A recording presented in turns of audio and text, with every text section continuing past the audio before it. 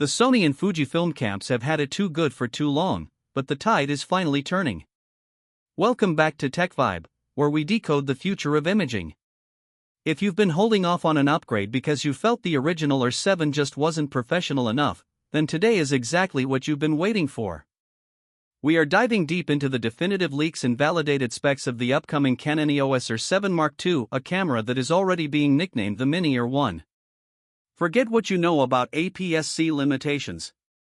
We are talking about a massive jump to a 39-megapixel stacked BSI sensor, 8K video capabilities that challenge cinema lines, and an autofocus system pulled straight from Canon's $6,000 flagship bodies.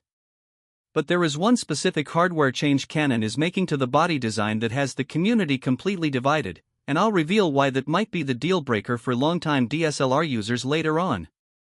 To understand why the R7 Mark II is such a pivotal release, we have to look at the current state of the market. Since the original R7 launched, the competition has stiffened. Sony's S6700 and Fujifilm's X-T5 have pushed the boundaries of what enthusiasts expect from a crop sensor. Canon knows they can't just offer a minor iterative update.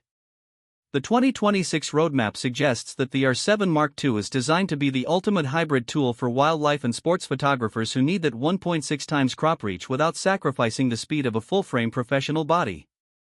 Let's talk about the heart of the beast, which is the sensor.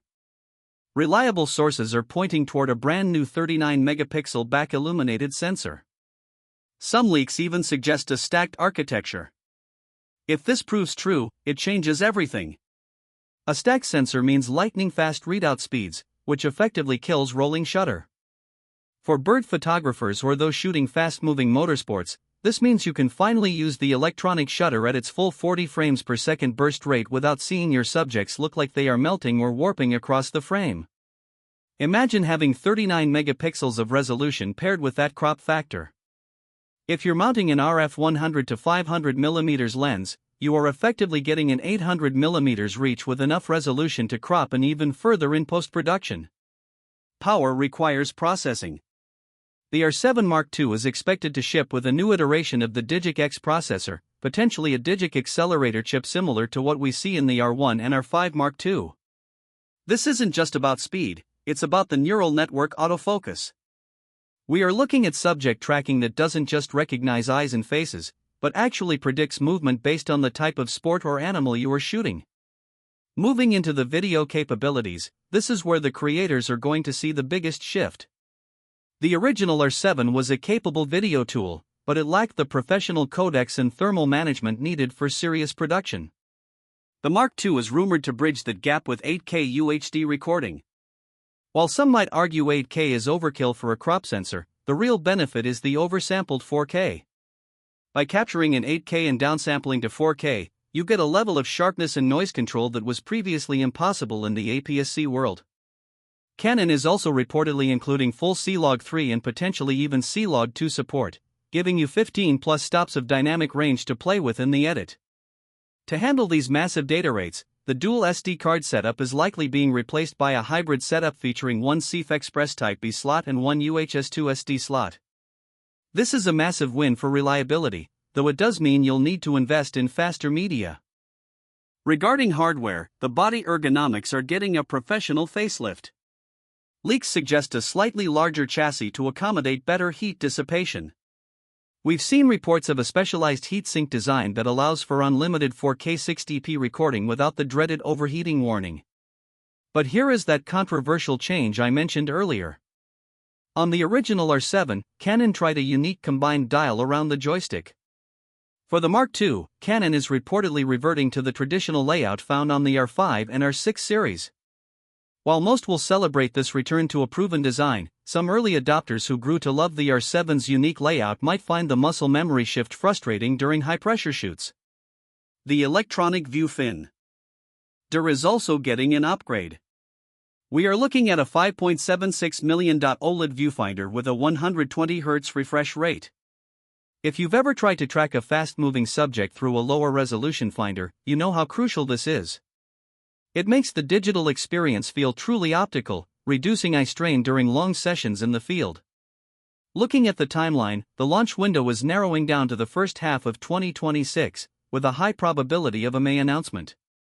This aligns perfectly with the summer sporting season and the travel window for many creators. As for the price, expect a slight bump.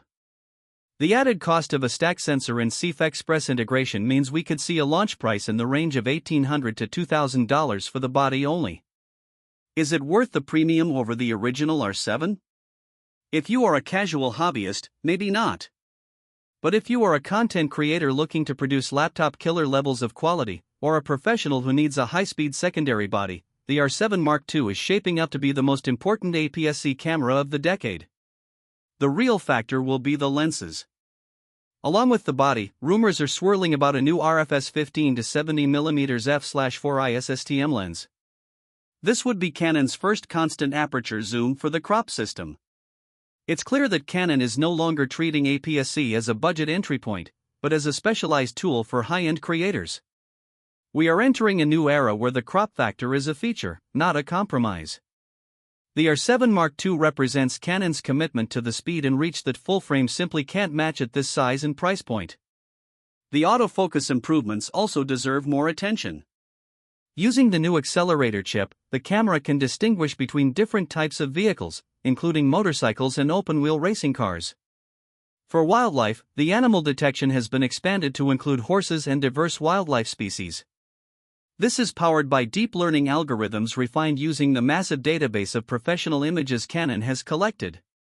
When you combine this with the 1.6 times reach of the sensor, you are essentially getting a sniper's precision in a handheld device. Another interesting leak suggests a more robust weather sealing gasket system. The Mark II is expected to match the weather sealing standards of the R5. This makes it an even more attractive proposition for landscape photographers who often find themselves in less than ideal conditions.